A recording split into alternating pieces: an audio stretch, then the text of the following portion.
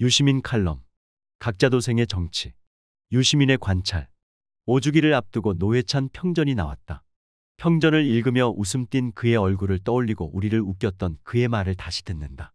장마와 무더위를 견디는데 큰 힘이 될 듯하다. 그런데 뉴스를 보니 여러 정치인들이 엉뚱한 맥락에서 그 이름을 들먹이고 있다. 먼저 송영길 민주당 전 대표다. 노회찬 형이 계셨다면 지난 대선 때 민주당과 정의당이 단일화를 해 윤석열 검찰 독재를 막아내고 연립정부를 구성했을 텐데 지금 상황을 생각하니 눈물이 쏟아진다. 대선 패배의 아쉬움을 토로할 수는 있다. 그렇지만 뭐하러 굳이 노회찬을 소환해 평생동지 심상정을 비판한단 말인가. 일부러 그랬든 무심코 그랬든 야비하다는 비난을 피하기 어렵다. 정의당 쪽이 화를 내는 게 당연하다. 그렇지만 정의당의 대응도 반듯한 건 아니었다.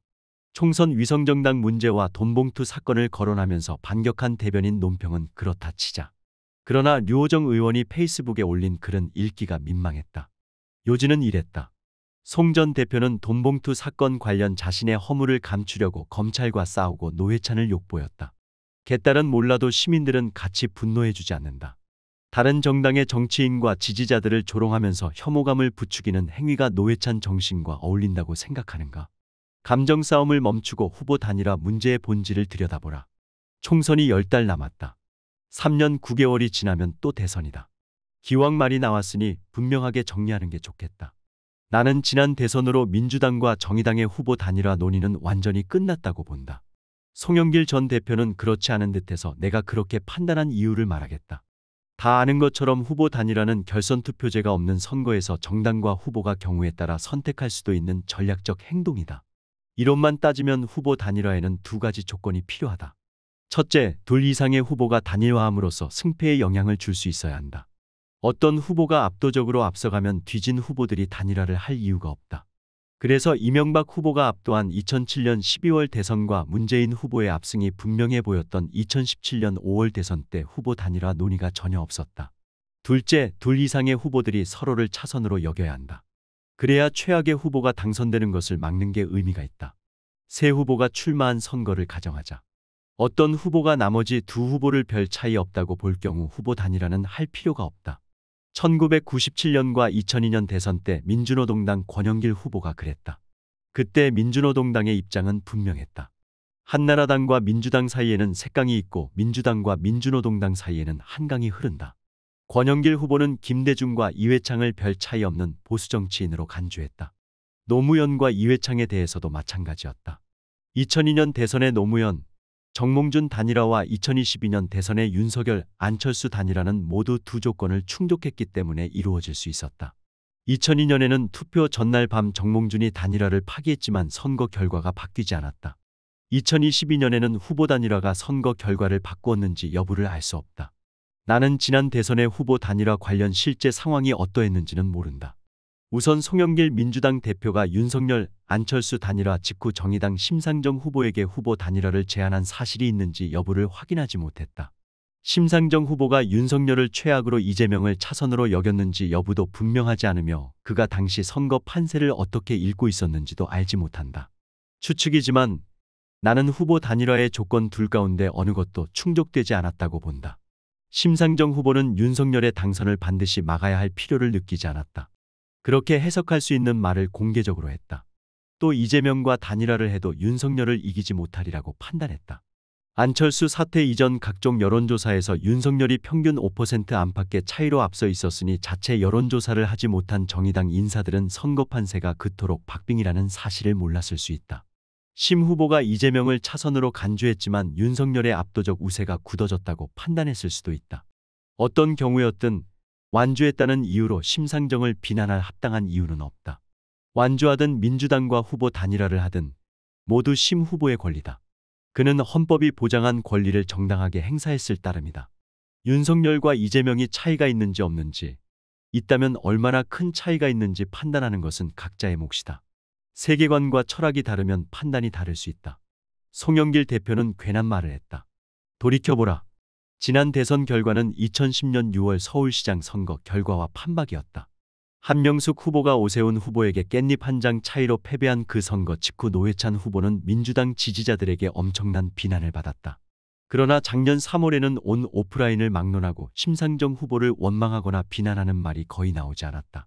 내가 듣고 본 바로는 그랬다. 민주당 지지자들은 왜 심상정을 비난하지 않았을까? 완주든 단일화든 정의당과 심상정 후보가 선택할 문제라는 사실을 쿨하게 인정했기 때문이다. 그러면서 그들은 민주노동당, 진보신당, 정의당으로 이어진 진보정당에 대한 연민과 연대의식과 미안함을 털어버렸다. 민주당 지지자들 중 진보 성향이 강한 사람들을 민주당 좌파라고 하자. 민주당 좌파는 진보정당이 정의감 강한 사람들이 모여 옳은 일을 하는 정당이라고 생각했다. 파쇼정당의 후신인 국힘계열 정당의 권력 장악을 저지하려고 곱든 밉든 민주당에 힘을 모아주었다.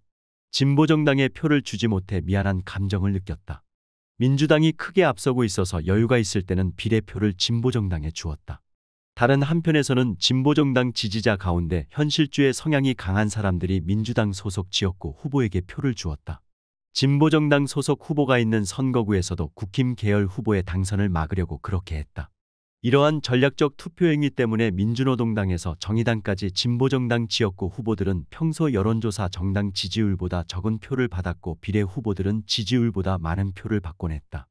정의당을 비롯한 진보정당 지지자의 일부가 앞으로도 전략적 투표를 할지 여부는 모르겠다. 그러나 민주당 좌파는 전략적 투표를 그만둘 것으로 나는 전망한다. 그들은 진보정당에 대해 냉정해졌다. 민주당과 정의당이 각자의 길을 가는 현실을 받아들인다. 타산이 맞으면 원내에서 연대 협력할 수도 있는 정당으로 본다. 심상정 후보를 비난하지 않은 것은 정의당에 대해서 특별한 기대를 하지 않기 때문이다. 일본과 사이가 좋지 않아도 외계인이 쳐들어오면 연대에서 싸워야 한다고 한 노회찬의 말을 이제 더는 유효하지 않다고 여긴다. 그래서 노회찬을 소환해 심상정을 비난한 송영길의 발언에도 크게 공감하지 않는다. 나는 민주당 좌파의 진보정당에 대한 정서적 유대감이 지난 대선에서 무너졌다고 주장한다.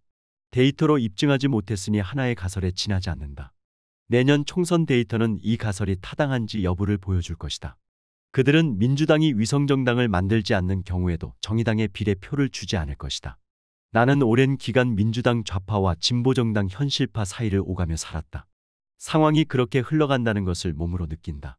그래서 민주당 정치인들에게 말하고 싶다. 후보 단일화 따위는 마음에서 지우시라. 혼자 힘으로 이기려고 노력하시라.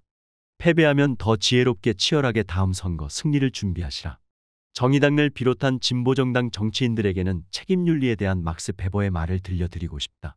정치인은 자신의 행위가 가져올 예측 가능한 범위 안의 결과에 대해 책임의식을 지녀야 한다. 나는 지난 대선 결과가 예측 가능한 범위 안의 결과였다고 본다. 그러나 심상정은 그에 대해 어떤 책임의식도 드러낸 적이 없다. 내가 잘못 알고 있다면 지적해 주기 바란다. 결론을 요약한다. 1987년 6월 민주항쟁 이후 온갖 우여곡절을 겪으며 어렵게 이어져 왔던 중도 진보연합 정치는 토대가 완전히 무너졌다. 우리의 정당 정치는 얼마나 지속될지 모를 각자도생의 국면에 진입했다. 이런 정치는 처음이라서 그 끝에 어떤 상황이 기다리고 있는지 나는 모른다. 그러니 부디 각자 잘 살아가기를.